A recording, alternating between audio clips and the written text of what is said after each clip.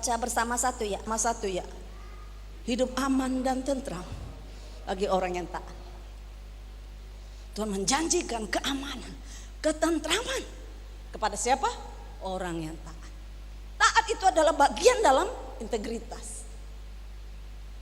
Tadi sebelumnya adalah orang dapat dipercaya, sekarang taat.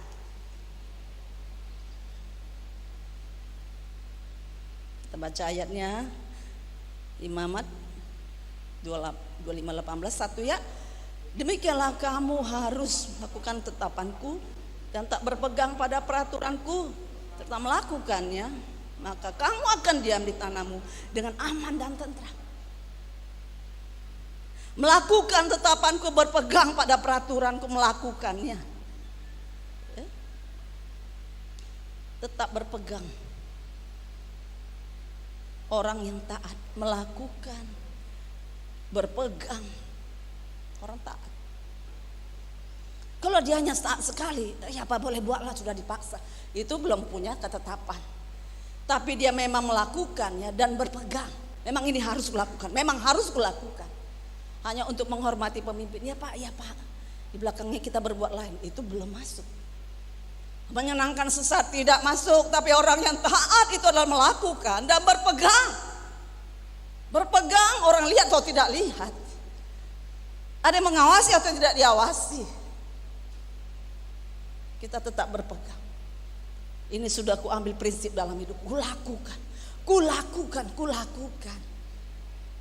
Hidup aman dan tentram bagi orang taat. Orang taat seperti apa? Kita lihat lanjutnya adalah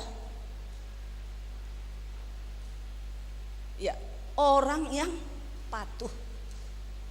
Orang yang patuh.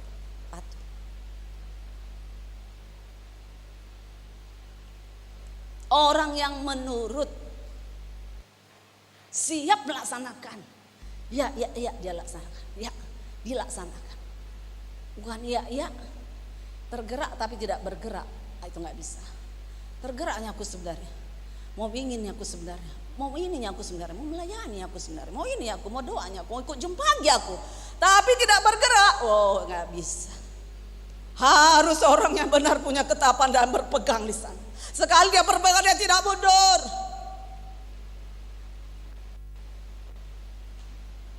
Ya, ilustrasi kita lihat nextnya. Francis Jane Crosby. Dia lahir normal 24 Maret sama dengan Yuda ya. Tapi tahunnya beda. Kalau sudah tahunnya sama, oh gawat, dia nggak mengusik lagi.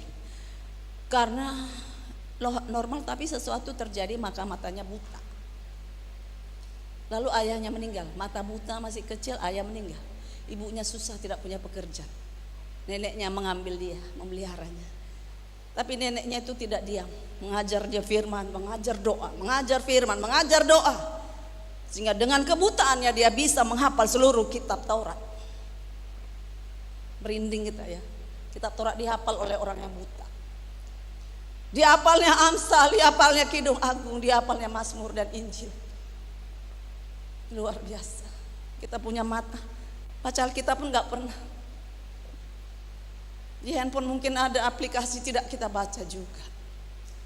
Buta bisa hafal Taurat, Mazmur, Amsal, Kidung Agung dan Injil. Dia dapat menulis puisi. Menulis puisi. Kita juga harus menjadi cambuk dalam kita. Kita mau kadang-kala dibuat Tuhan hebat luar biasa. Hidup aman, tentram. Tapi tidak kita menjadi orang yang taat kepada Tuhan. Apa yang kita lihat kelebihannya? Usia 28, buta ya. Menikah dengan Alexander Van Ariston, pemain organ terkenal di New York, bukan di Pulau Bryan, Sukarame. New York, bukan di Sigulang Lusung dia terkenal. New York, negara super power ya, negara hebat. Pemain organ terkenal itu istrinya, dia buta.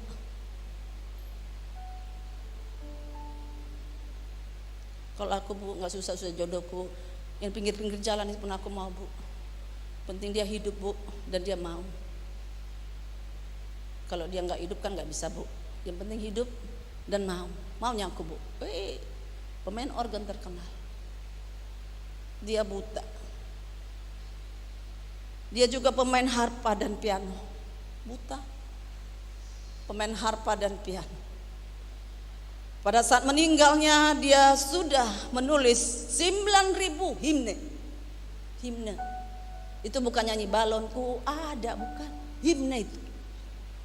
Dengan partitur yang harus sesuai dengan aturan yang tidak asal-asal, ya. Karena harus bisa dikumandangkan baik dengan musik lengkap, dengan semua jenis suara yang lengkap. Himne nggak sembarangan. Balonku ada 5 blok misalnya. Tidak, himne 9.000. Akhir hidupnya banyak lagu ciptaannya melegenda sampai sekarang. Adalah salah satu misalnya apa? Ku berbahagia yakin teguh. Orang yang terpinggirkan, difabel kata orang, tidak sempurna kata orang, ruangannya dipisahkan kata orang. Tapi nyanyiannya melegenda sampai sekarang. Ku berbahagia yakin teguh. Ini menjadi lagu pernikahan kami, saya bersama Pak Gembala. Ketika masuk ke pintu tempat ibadah pada beberapa tahun yang lalu, Bapak Gembala di sana berkata, lagu apa yang kalian pilih? Ku berbahagia yakin teguh. Karena ditulis oleh seorang anak Tuhan dalam perjuangan yang tidak main-main. Dengan pengalamannya dengan Tuhan, dengan perjuangan hidupnya betul-betul menghargai Tuhan. Di jalanku ku diiring bagaimana dia buta. Dia harus dibawa oleh orang lain. Bagaimana dia bisa jalan sendiri, tapi dia berkata di jalanku ku diiring. Dia gak bisa lihat jalan itu hijau kah, jalan besar kah, lobang kah, dia gak bisa lihat. Tapi dia berkata di jalanku ku diiring, buta. Gak bisa dia legenda apapun, jalan ini banjir, parit kah, jangan-jangan dia nyemplung di parit. Tapi dia berkata di jalanku ku diiring. Mungkin masuk parit, mungkin masuk sumur, siapa yang menuntun dia? Di jalanku ku diiring. Pada kaki salibmu. Pada kaki salibmu ya Tuhan.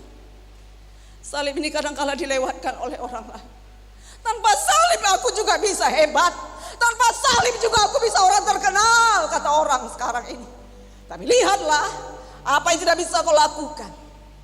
Kau tidak bisa melakukan apapun kecuali kau hidup. Datang pada kayu salib. Pengorbanan Kristus merubah segalanya dalam hidup. Kalau kau punya pengharapan di luar Kristus, nol hidup. Kau tidak menjadi pribadi yang bisa taat di hadapan Tuhan. Kalau kau cari kekuatan lain di luar Kristus, di luar kaki salib, tidak ada. Maka itu dia menciptakan lagu pada kaki salibmu ya Tuhan. Walaupun dia tidak tahu di mana salib itu bisa berada, dia buta. Dia tidak tahu di bagian mana ya. Ini batu-batunya kah? Ini bukitnya kah? Tapi pada kaki salib. Fanny Crosby yang luar biasa. Lalu orang bertanya pada dia, apa sih keinginanmu sebenarnya? Kau lahir normal sekarang buta, apa keinginanmu? Nextnya berkata, jika aku dilahirkan lagi, biarlah aku dilahirkan dalam keadaan buta. Mau Bapak Ibu gitu? Siapa di sini kalau melahirkan buta? Jauhkanlah itu Bu dari aku. Dijauhkanlah itu aku ya Mang. Sampai keturunanku dijauhkanlah Mang. Jangan ada seperti itu. Tapi dia berkata kalau aku bisa dilahirkan lagi, biar aku lahirkan buta. Karena nanti sampai saat di surga nanti pertama kali yang kulihat adalah siapa? Juru selamat. Siapa yang paling kita idolakan dalam hidup ini? Siapa? Siapa Bapak Ibu yang paling kau idolakan? Kalau ada orang lain yang kau idolakan selain Kristus, nol hidup kita. Jangan kita mimpikan dapat berkat yang hebat, ketentraman, kedamaian, hal yang luar biasa, no. Karena ada pribadi yang luar biasa yang kita singkirkan, Yesus. Ada yang lebih hebat dari Tuhan Yesus. Ada yang lebih hebat dari dia. Ulah aku hebat, tulangku, bapak tua aku. Ada opungku di sana. Tidak ada jaminan firman dalam hidup kita. Dia berkata kalau pertama kali aku di surga yang kulihat hanya Yesus. Biar semua ini tidak ku kenal, tapi aku kenal Yesus. Siapa yang paling kau harapkan dalam hidup ini Bapak Ibu? Siapa? Anak muda. Jika kau berani berpacaran orang dunia, berani mengambil pasangan yang tidak Tuhan kehendaki, kau kerjakan hal semua yang Tuhan tidak sukai. Kau berkata aku jatuh, aku mau lakukan apa kehendak iblis. Lalu sombong kita hidup ini. Gak pernah kita datang di kaki Tuhan berkata, Kaulah Tuhan idolaku.